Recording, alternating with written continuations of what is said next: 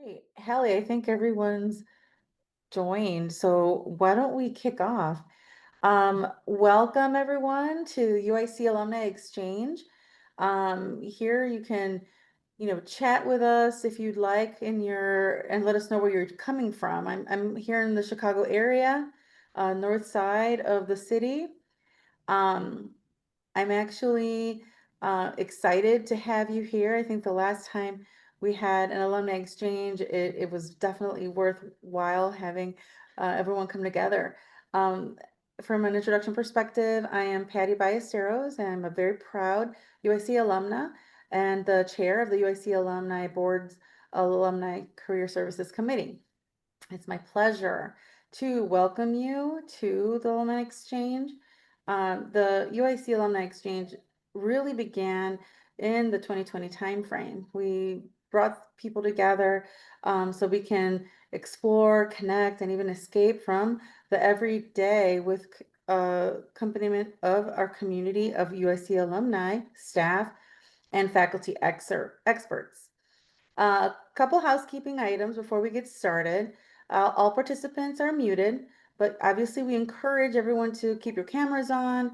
And if you have questions, use the chat function. We're going to bring all those questions to bear during the Q&A.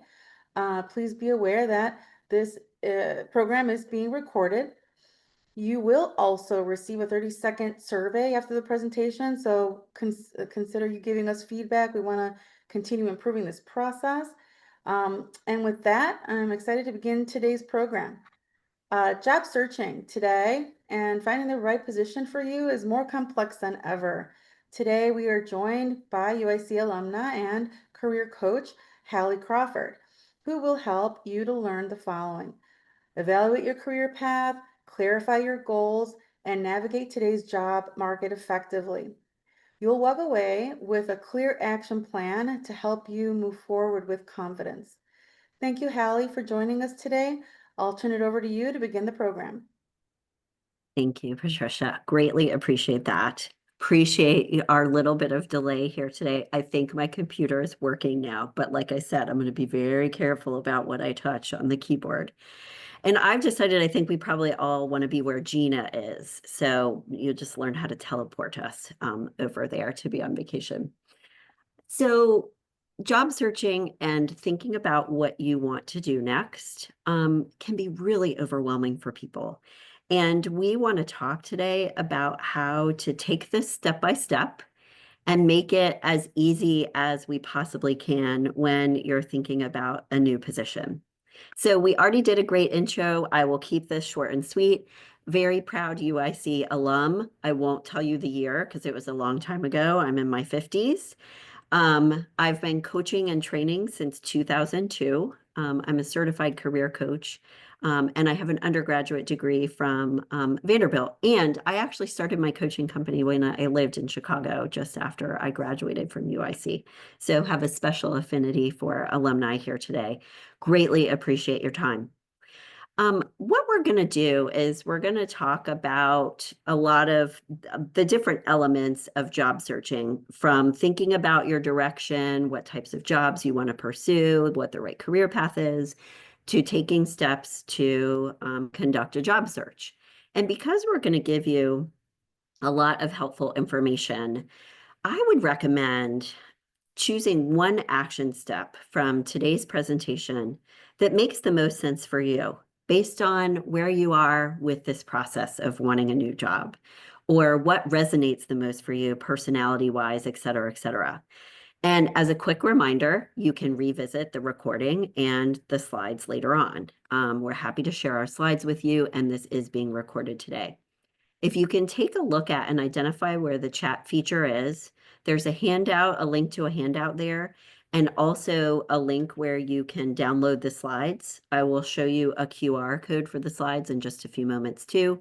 But just as a reminder, pick one thing, digest what we're talking about today. You can revisit more later on as you progress. So let's take a look at why we're here today. I think a lot of these things are obvious, but just please know that you're not alone. When you are thinking about a new job and job searching, even if you're staying within the same industry. But then even more so, if you are looking to make a career change or transition, it can be really challenging for people. I think, I know they always have those lists of the top most stressful things for people, and what public speaking is at the top, moving. I think job searching should be like number one or number two, if nothing else, because our jobs pay our bills, right? It's a lot of times a big part of our identity. And then when you add on the elements that are listed on this slide, there's that new technology that's out there, the applicant tracking system scanners. There's just so much out there to kind of navigate. There's a lot of different steps to take. Some of our clients, understandably, will say, I don't have enough time to conduct a job search while I'm working, my full-time job, if that's the case for you. And other people, understandably, will say, I don't know how to use my time wisely. I feel like I'm starting from scratch every time. And then sometimes we're wondering or concerned about, is this a good time for me to make a move? And then we overlay the economy and concerns about that. It's hard and it's very overwhelming for people. So we want to try to break things down today for our agenda into baby steps, a step-by-step process. We want to help you think today about how to handle your search more effectively, how to know if this is the right time to make a move or not, and also what's the right job for you, and making sure you're as clear as possible on your targets there, okay? And here's our agenda. So let's talk about this for a moment. And I want to share a couple of just quick admin things as we talk about this too. So what we're going to be discussing today when you're thinking about a new job is we really want you to spend a little bit of time defining your direction and making sure that you know, okay, what are the types of jobs that I want to apply to? And just by the way, you don't have to have only one direction. You could have a few different options because you're trying to cast your net a little bit wider. But we don't want anyone to go, ideally, we don't want anyone to go into a job search saying, obviously, I'll take anything. Like, that's going to have you be really scattered. The second thing we'll talk about today is preparing your materials and getting those in order.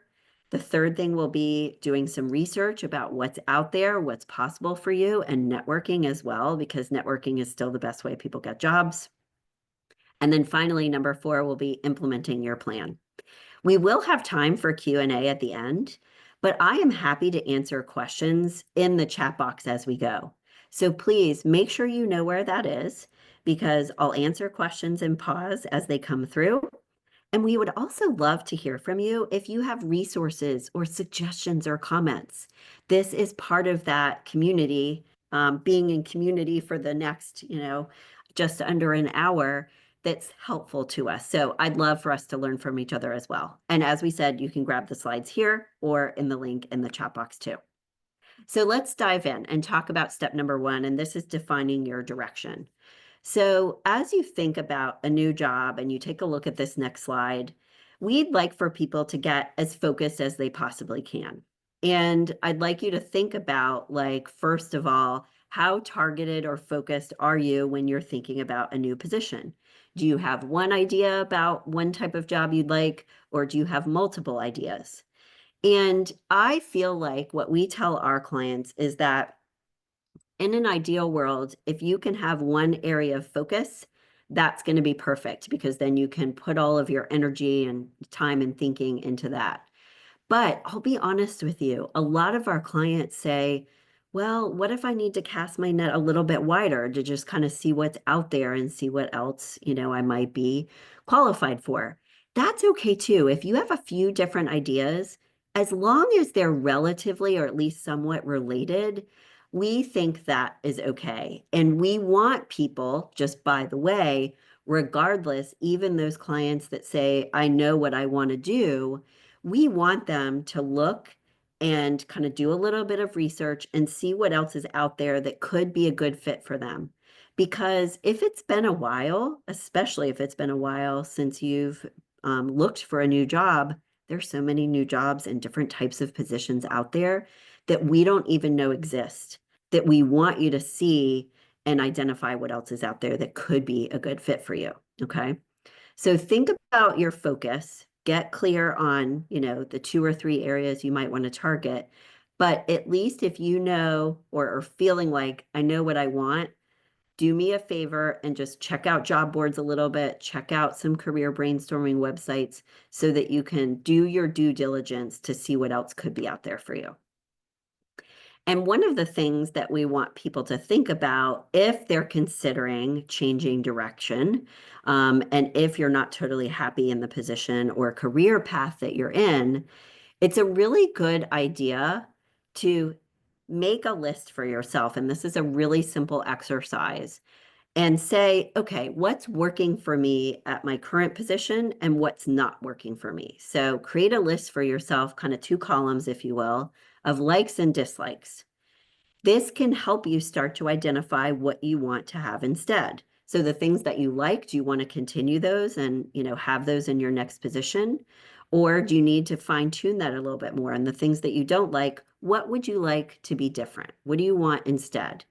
And one of the cool things that we find about this exercise, even though I know it seems kind of short and sweet and simple and straightforward, it's not rocket science, is that when you see these lists on paper in black and white in front of you, it helps you be more objective about what's going on and what you want.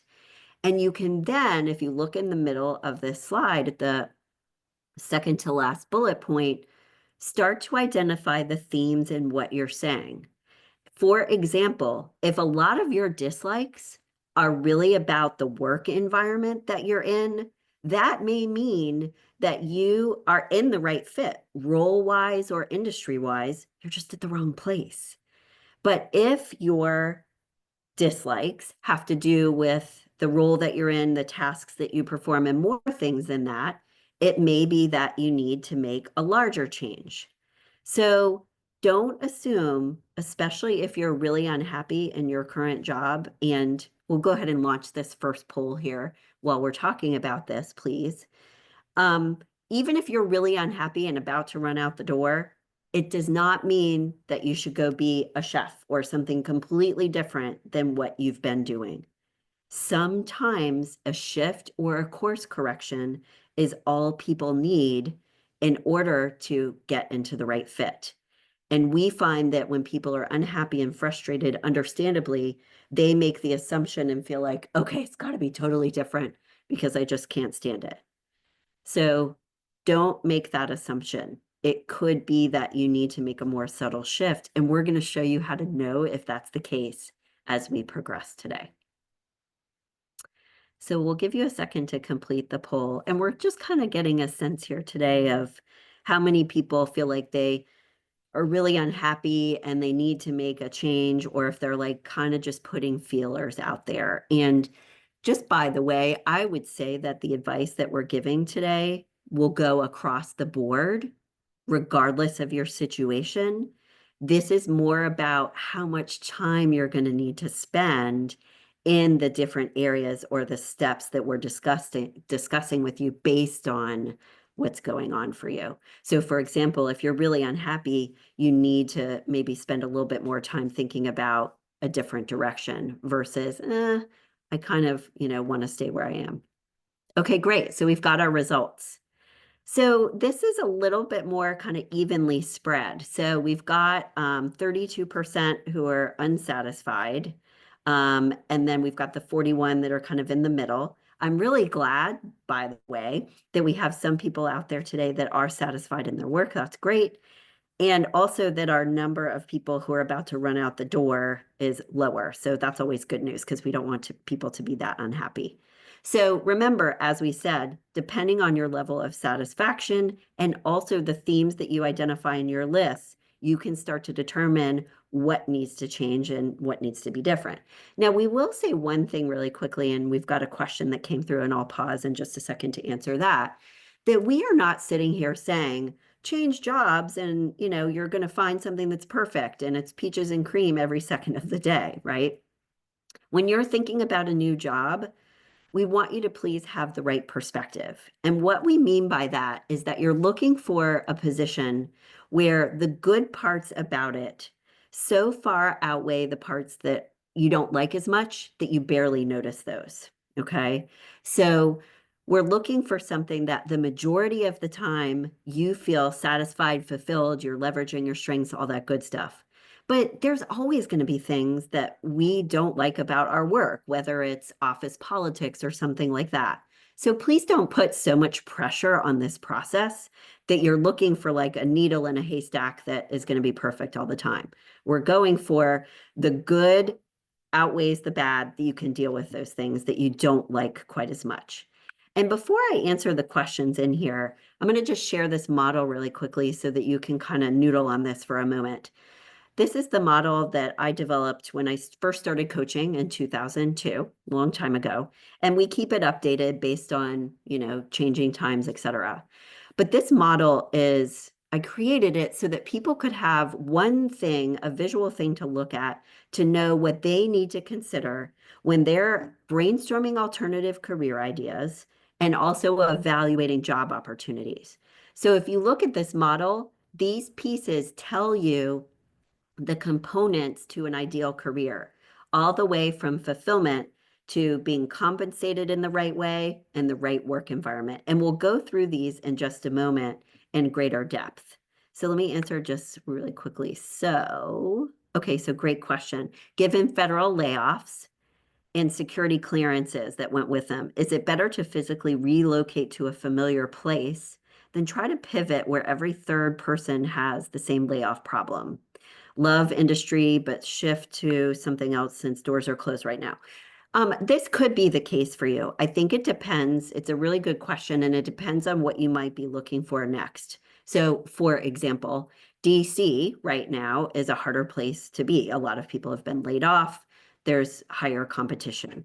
But in my mind, at the end of the day, I mean, if you're interested in relocating and it's easy enough for you to do, and you kind of want to do it anyway, absolutely. I think it's worth trying that. This is a good time to do that.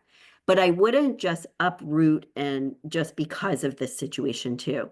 I don't want people to make decisions from a fear-based perspective. I want them to make decisions from a sense of positivity and, optimism, so to speak. So I hope that answers kind of as a starting point. It's a great thing to do now if you're kind of wanting to do it anyway. But if it's going to cause you more stress and therefore make your job search harder or like you have to start all over with a new network in the new place, that actually could be more challenging in a way too. Another person is asking, and thanks for this, Charles. My question is, should I tailor my resume for every job application within a single field or just have one? Here's what we like. We like for people to have one or two master versions of their resume that they never send out to anybody because it might have your notes in there or things that you highlight or remind yourself that this is something I need to change depending on the job. So yes, you do need to tailor your resume to each job, but we get it down to such a kind of science, if you will, with our clients by helping them create a really good master version that they're only spending like 20 to 30 minutes at the most tailoring their resume each time.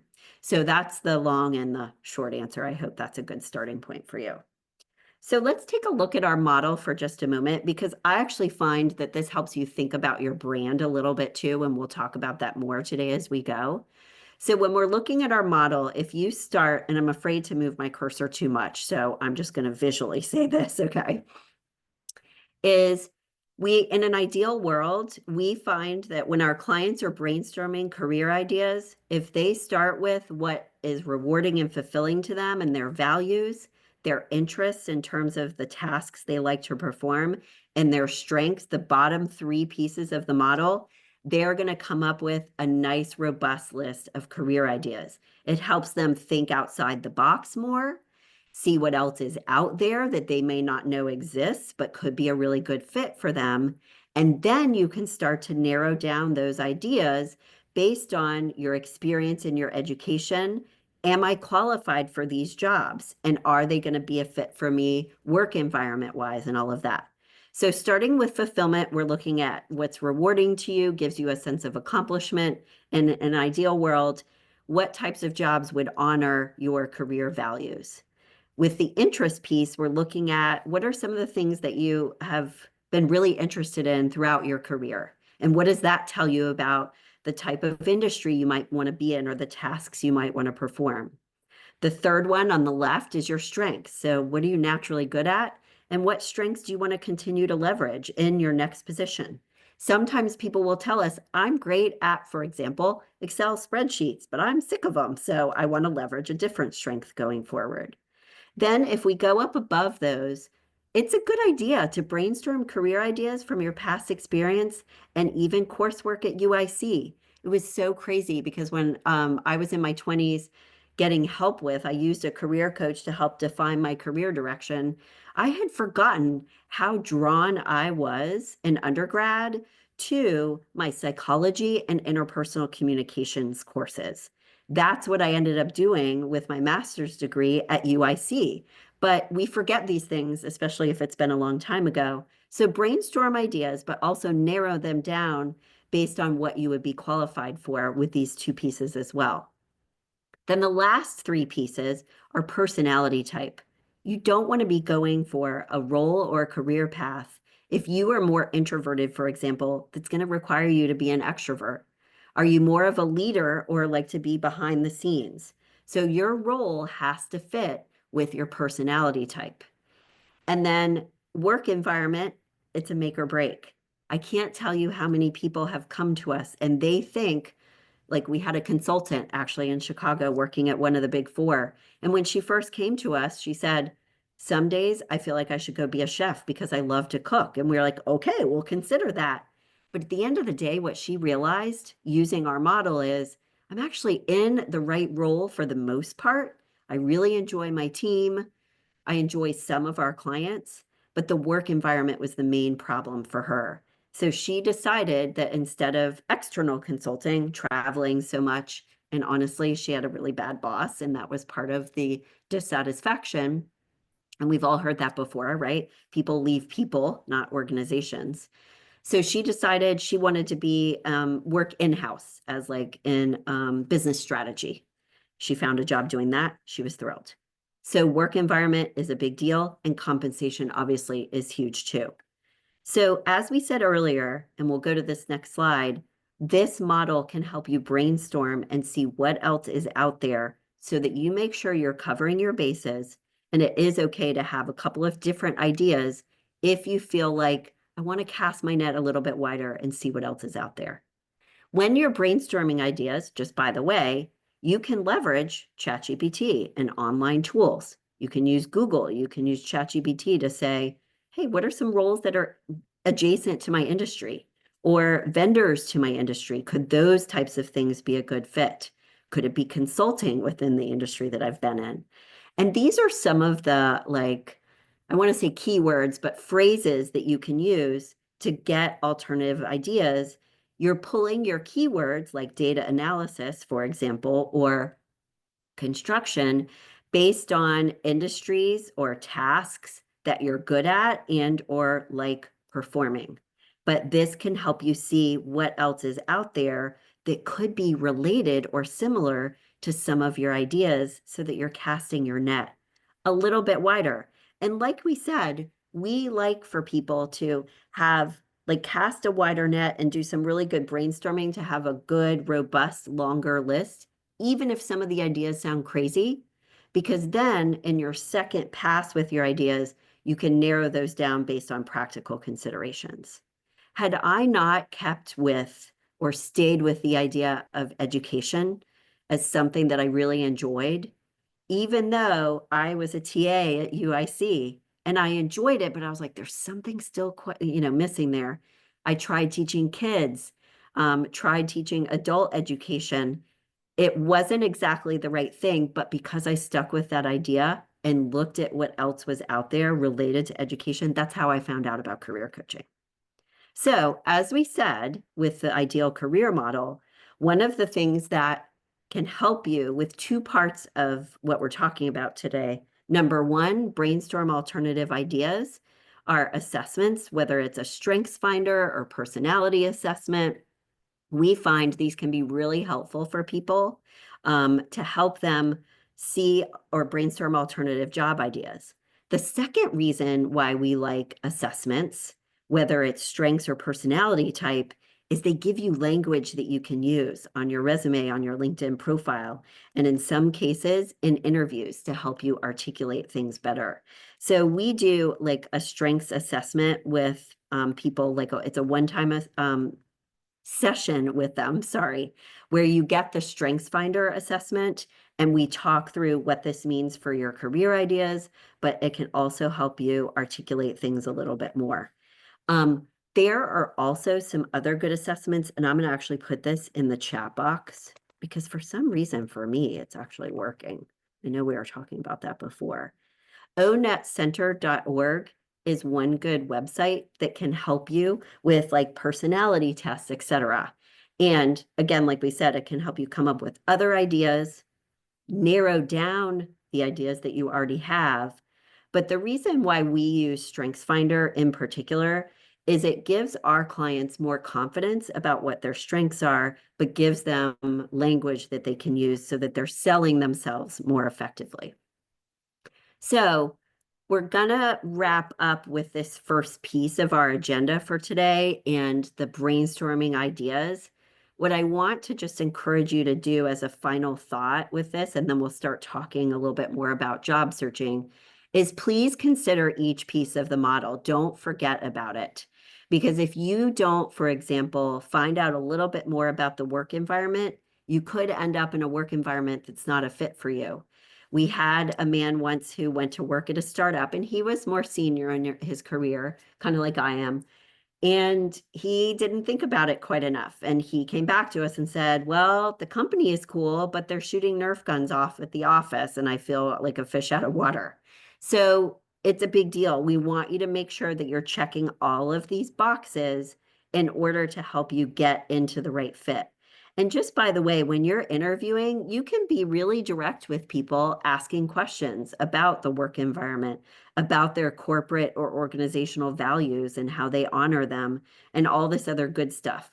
What our clients tell us is that this model helps them come up with the questions that they need to ask during an interview too, and they use it for that piece as well. Let's talk next about step number 2. And this is starting to get your materials in order. And I know that like I see this with our clients. They're like, well, I want to talk about my resume. And people gravitate towards working on these things quickly because it's something tangible that they can accomplish. And I totally get that. But I want to invite you, even though this piece is really important, I want to invite you to make sure that you do the brainstorming first, because I can't tell you how many times, even if clients spend like 30 minutes online checking things out, they'll come back and say, oh my gosh, I found out about this job that I didn't even know existed. And they're so much more excited about that than just the same old things that they were considering. Now, when we're looking at your materials, what we mean are your elevator pitch, your resume, your LinkedIn, your cover letter, but also making sure that you're really branding yourself effectively. And we really harp on branding with our clients, not to be annoying, but because we find that our clients don't do the branding piece as well as we would like. And we'll show you what we mean by that in the next couple of slides. So when you're thinking about your brand, it's basically this idea of if you left the room or if someone of your coworkers was talking about you in a good way, of course, what would they say about you? Oh, you're the girl who does XYZ really well. Who do, like, what are you known for? And what do people come to you for? And that's how you want to think about your brand. So it's a combination, if you look at this next slide, of not just your strengths, your experience, education, but also your personality type. And in some cases, your values and how that comes across, as well as what you're really interested in. So your brand should incorporate or encompass all of these different things. And when you're thinking about your elevator pitch, you basically want to be saying to the person that you're talking to, I'm the person you call when you need ABC. That's how you can think about creating your elevator speech. Okay. Before we talk a little bit more in depth about resume and LinkedIn and all that good stuff, we do want you to take 5 minutes just for a second to make sure all of your social media is cleaned up if it needs to be, and Google yourself as well. Every once in a while, you'll find something out there that you didn't realize, and we want you to be careful about it. If you look at this statistic on the bottom left, people will look for you and they will search you, and you want to make sure there's not stuff out there. We had a client the other day who said, um, he wanted to clean up his Facebook because he realized that a long time ago, there were some things on Facebook, just more political views that he realized not a good idea to have out there. And he was asking us, like, how do I clean that up? If there's like software, mass software to delete things. I don't think that there is. So he had to do it manually. But you just want to be careful there. So make sure that you know kind of what's out there. Okay. Now, when we talk about your resume and LinkedIn a little bit more, and even your cover letter and your elevator speech, people always ask us, like, okay, well, can I use AI to create this stuff? Here's the answer. You can use it for ideas, suggestions, and brainstorming and thoughts, but you do not want to have anything that is solely written by AI because employers and recruiters can tell they don't like it. It's written with a certain tone and cadence, and they can spot it a mile away already. So it's a great idea, if you look at this slide, to leverage AI to identify what are some of the soft skills for the role I'm in now, some of the things I might not realize I'm good at that I need to include. What are some of the common strengths for the role I'm in now? Also looking at what are some of the soft skills or strengths for the roles I'm looking at so that you can start to identify what you bring to the table a little bit more, okay? So it's okay to use AI for ideas and maybe massaging your language just a little bit more, but only for like a couple of words, because again, you don't want to start from scratch with it because employers don't like it. We're going to talk a little bit more about elevator pitch and then go into each of these in a little bit more detail. But one person is sharing, thanks for asking this, AI and data part of job, but not the way either will eventually be used.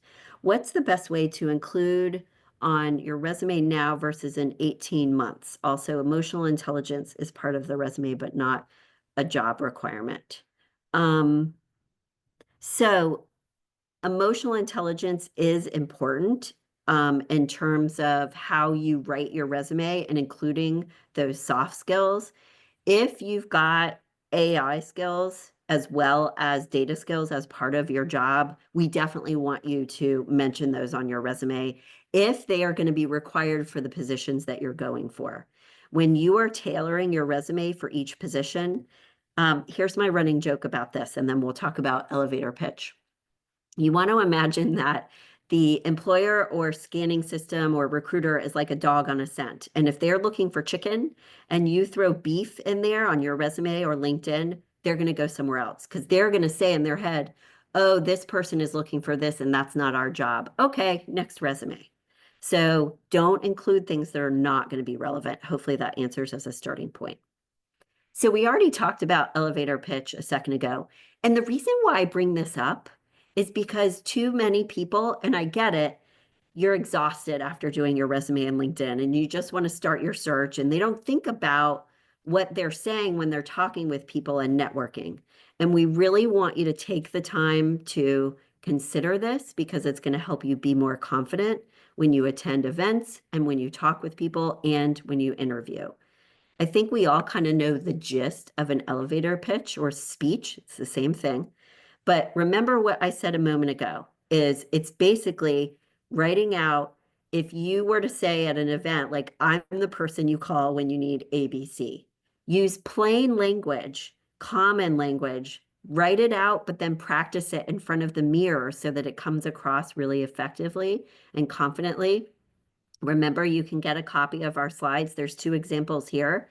And you can use AI to help you get ideas with this. Again, just change it into your own language. But if you look at these 2, who does this person help? Let's look at the bottom. What do they help them with? And what are the results? You want to make sure that your elevator pitch or speech is very results oriented. Let's take a look now at your resume and LinkedIn profile and this branding thing. So a couple of things that you want to pay attention to with resume, LinkedIn, and cover letter is making sure resume and cover letter that the formatting is correct and can get past the scanning systems.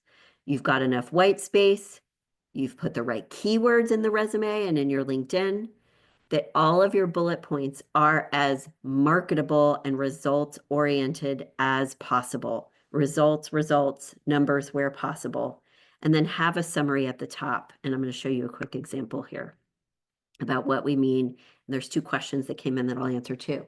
So when you're looking at your resume, what we mean by branding is the contact information at the top in the header, and then the job title for the job that this person is applying to. So he's searching, for example, for a marketing and communication strategist position, and part of the branding is this tagline at the bottom. When I land on your resume, I want to know right away who you are, what you bring to the table, and what you're going for. Okay. Couple of questions that came through, and I'll leave this slide up for a second. In my experience, how important it is to be active on LinkedIn, hugely important. Now, I'm not saying post about what you ate for breakfast that morning every single day. Some people are getting turned off by LinkedIn because it's getting a little more personal than it should be. When we say active on LinkedIn, it means you're reaching out to people, you're making connections, you're finding people to connect with. Another person is saying, I haven't searched for a job in more than 10 years. I hear ya. The positions I match at are more senior level. Is it practical to use a 2-page resume for these roles? Yep, 2-page resume is most common, unless you're within 5 years of recently graduating from college, okay? So it needs to be, go ahead and move to 2 pages. Let me just say one thing about this. And oh, thanks, Patricia, for handling the slides link. If you look at this person, the reason why I'm harping on the branding is he's a marketing and communications strategist, but look at what he's saying underneath. He's focused on process and systems. He's not the creative guy. He's not drawing the ads or, whatever it is. So this is why it's important to have this information, because if you just had marketing communication strategist, you might think he's something completely different. He's more of the operations person behind the scenes. And this is why this branding piece is important. Okay. So I hope that makes sense. It gives greater depth to who you are. Now, as you're revising your resume, like we said, you can leverage it for ideas and revisions, but be careful. You can use ChatGPT and AI to help you can say, I'm posting my resume here. I'm posting the job description here. Give me the right keywords. Remember, it's a computer. Sometimes it might say, you need to say this keyword 20 times. That's ridiculous. We don't need to do that. So you still need to use your head with it. But when you're trying to figure out getting past the scanning systems with your resume, as well as being found on LinkedIn with keywords, you can use ChatGPT to give you some ideas about that. Okay. Now let's talk next about your LinkedIn profile. You do want to have a solid profile. People have banners now. If you don't have a banner, you're going to look like you haven't been there since 1995. Okay, I'm just kidding because that's when I graduated, but you get the gist. So a couple of things to think about here with your profile is start with the profile itself. It doesn't have to be absolutely perfect. And remember, LinkedIn has a ton of different sections on it now. You don't have to have every single section filled out. For example, if you don't have publications, that's okay. Like only fill out the sections that make sense for your experience. But if we start at the left here, you've got a professional headshot and branded banner. We want your about section to be personal, meaning use a little bit of first person in there because that's what LinkedIn is for. You're speaking a little bit more to the reader, giving a flair for your personality, okay? Still have those measurable results-oriented bullet points in your experience section.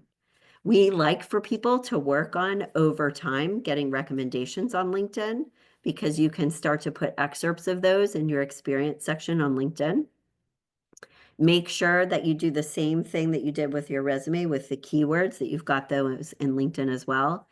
And do me a favor and make sure that you go through your LinkedIn settings carefully because they change them all the time. And you want to make sure that you've marked that button or turned it on that you're open to new opportunities. Okay. And have someone else proofread it. I always find grammatical errors or something in our client stuff makes perfect sense because you're looking at it like ad nauseum. Okay. Um, this is what we mean. If we look at this next slide and what we mean by a branded banner, this is a banner we created for one of our clients. And what I mean by branded banner is up here at the top right of the screen. She's a veterinary services support professional in that she manages sales teams in the Southeast that sell their pharmaceutical, drugs for animals. So it's okay for her to have a dog's nose. It makes perfect sense. When they're on their calls, their dogs are all running around.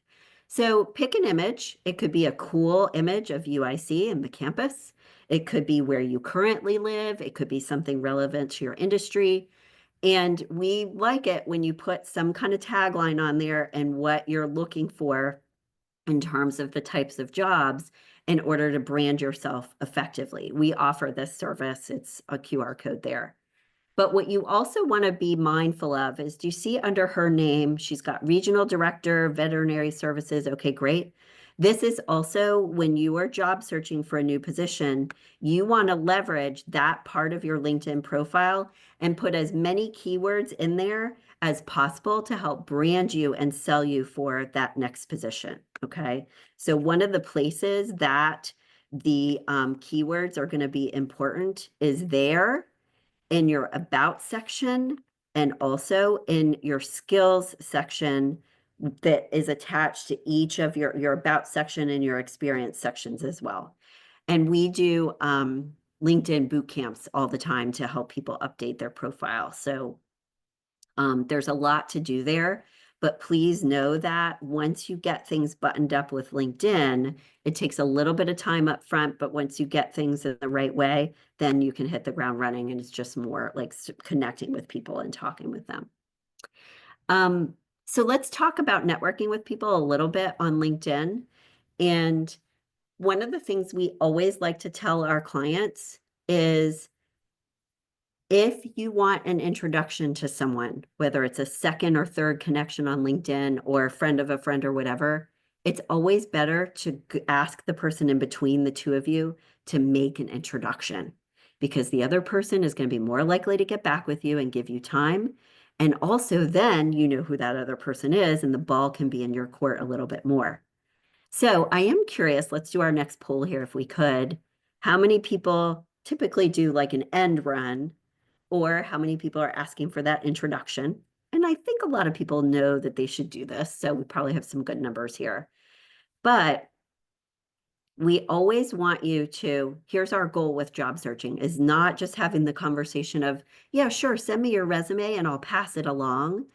The goal with our networking efforts is going to be more of getting live conversations with other people and having that person in between the two of you make that introduction, whether it's email, text, or on LinkedIn, so that you can then follow up, know who the person is, and the other person's going to be more likely to get back to you too. And while we're doing this poll, I'll share this next slide just for a second. I think this kind of helps us close out the LinkedIn part for today. Is we want you to start leveraging LinkedIn more, meaning replying to messages, reaching out to people. This is where your alumni association is key. And they don't pay me to say this. We tell all of our clients this, that we want you to reach out to and connect with UIC alum, because they're going to be more likely to get back with you and give you time. Those are warmer leads. So if we take a look at our results, oh, this is interesting. It's almost kind of neck and neck here. Ooh, the results went away. Oh, thanks. Okay, good. So some people are not. So for those of you who aren't, let's ask for that introduction. The mutual connection is better. And those of you that are, that's fantastic. So with this particular slide, before we keep going, and then we'll make sure to leave some time for more Q&A too, is we want you to consider networking a part of your weekly schedule. And we say this because the majority of jobs still these days are found through networking in the hidden job market. This is again where we want you to leverage LinkedIn, your UIC alumni groups, and the resources that UIC provides for networking. We also really like industry-specific associations and your local chapter of your HR association or whatever it is, because those are other great places to meet people. And by the way, this is another place that you can leverage ChatGPT to identify networking events or career fairs, etc., in your area. We always offer a free consult if anyone on the call today feels like they want to learn more about our services and see if it's the right fit for them. There's no pressure. We do give a discount for UIC alum. If you set this up, please let me know that because I'll give you our coupon code. Now, we've talked already a bunch about networking and talking with people. And one of the things as you're starting to launch your job search is having as many one-on-one conversations with new people or your existing network as possible. And the three rules of thumb here are you're looking for people who are in an industry that you're wanting to network your way into or get a job in a role that you're interested in, because they can tell you, like, this is what employers are looking for, or at an organization that you're interested in. And what we're doing during these informational interviews or meetings, and we'll go ahead and launch our last poll here if we could, is we're not asking people for a job, we're asking them for information. Do you have any advice on how I can put my best foot forward in my search? Do you or have you worked with any recruiters before that you really liked? Is there anyone that you think would be helpful for me to talk to? So you're asking them for advice about buzzwords, keywords, events that they've attended, places that they've networked. You're looking for a couple of nuggets to help you with your search a little bit more. And the informational interview can be in person or it could be virtual. And we are curious in this poll specifically about those virtual ones. I think it's more common these days. And just know that we prefer something like that, whether it's in person or a virtual like video call, because that can help make a little bit of a stronger connection from our experience. I'm going to put one more link in here for the consult like we talked about, and then I'll deal with that in a second. Oh, okay. Sorry, Patricia, can you share the results again? Because I closed it out on my end and messed myself up. And if you can't, that's okay, because I might have messed it. Oh, there it was. Okay, let me go to the next slide while we're working on that. Good. Okay, so we've got a lot of people that have, which I'm really happy about that 43%, that's great. For those of you that haven't, this is the best way to get a new position. So please go ahead and reach out to people. The person I was talking about earlier, the interview he has next week is because he's been doing a lot of networking and attending events. Now, our last couple of steps, and then we'll get to Q&A, is making sure that you're doing your homework with your job search. You're looking at different job descriptions to see what kind of keywords and buzzwords the majority of them are using. Look at the company's profile for, what you're applying to find out what their values are and what's important to them, and talk about those in your cover letter and in your resume. So just like we said earlier, you want to make sure that you're tailoring your resume to each job. You want to make sure that you're speaking kind of in like the same language, so to speak, or what's going to be really important to the company overall as well. And then finally, our last slide, and then we'll move towards action steps. And we would love it, in addition to any questions that you have in the chat box, please share your action steps because we would love to hear about those too. When you're launching your job search, you really need to have a plan.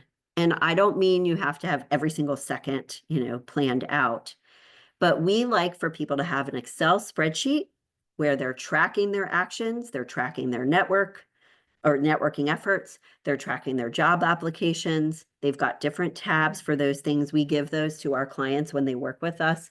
It's pre-filled out and they love it. So with your plan, you want to define your direction, like we said at the beginning. Create a schedule for yourself. When am I going to work on my job search? If you're working full time, it might be 30 minutes, 2 or 3 days a week, and maybe a little bit on the weekends. Make sure that you stay really organized, that you've got all of your content. Like this is my elevator speech. This is the email that I send to cold connections. This is the email I send to my warm leads. And as part of getting and staying organized, it's a really good idea to make sure your cell phone voicemail is your voice and not the robot, and it's upbeat and positive. That's part of branding. And create a branded email signature line for your email address so that you're branding yourself when you're emailing people back and forth too. And if you're looking to make a little bit of a shift, or you're feeling a little bit out of date with your strengths and your skills, something that can help boost your confidence and boost your resume too could be taking like a quick class through LinkedIn Learning. So let's do questions. I just wanted to mention this really quickly. We've got a boot camp coming up next week, and we also have future dates as well if these dates don't work for you. We cover everything that we're talking about today, but it's 3 sessions, so it's plus some and a lot more. And feel free to check that out. And also, if you've got any questions about it, I would be more than happy to answer. And let's share some action steps and answer any other questions that people have. So we'd love it if you would pick one thing from today that makes the most sense for you to take on.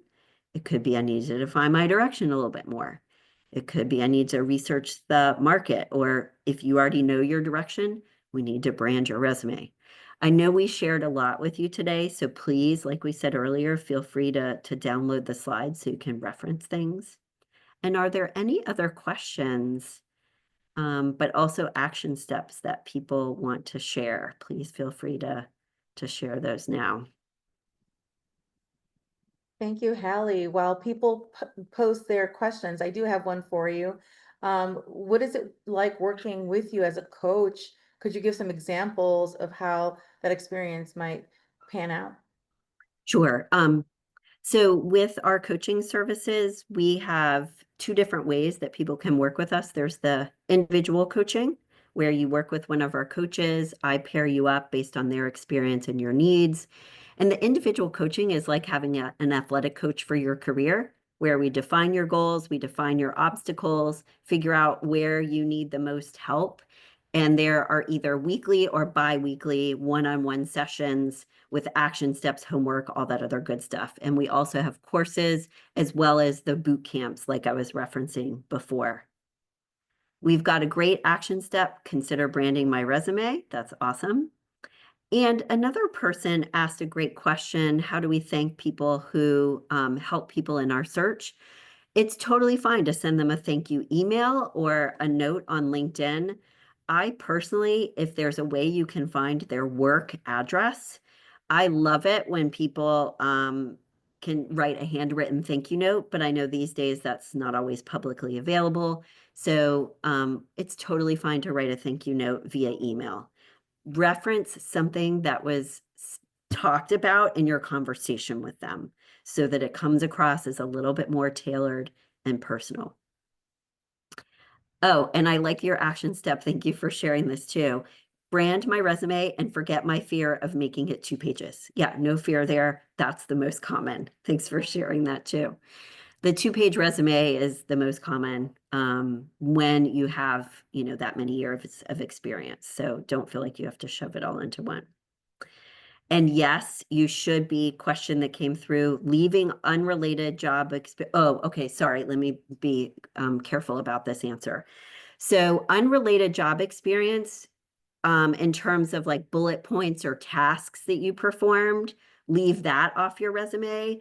But we don't want people to have a gap in the chronology of their resume. So if that job was less relevant, just write, the job title and a quick description of what you did. You just don't need to write a little bit more about that and go into greater depth about it. But don't leave it off completely, because then people are going to wonder what you were doing during that time. It's a good question. Thanks for asking. All right, good. Patricia, anything else that you want to share? Oh, wait, question. Currently have a Vimeo link at the top of my resume, linking to showing my Hungary. Okay, so here's what I would say about this question. It's a good one.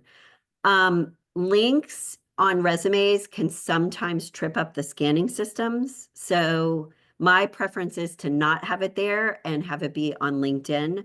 Or you could just leave it as a link, but it's just text only. So I would get rid of the fact that it's a live link and definitely put it on your LinkedIn.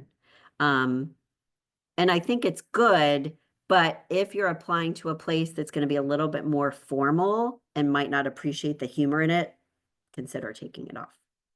Okay, I'm going to be quiet because I know we're at time and give you a chance, Patricia, to give any announcements before we go. Sure.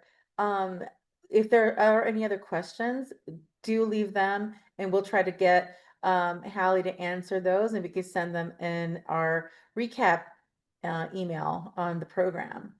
But, Hallie, thank you so much for always supporting our program and providing actionable steps to really take that next, iteration in our career journey.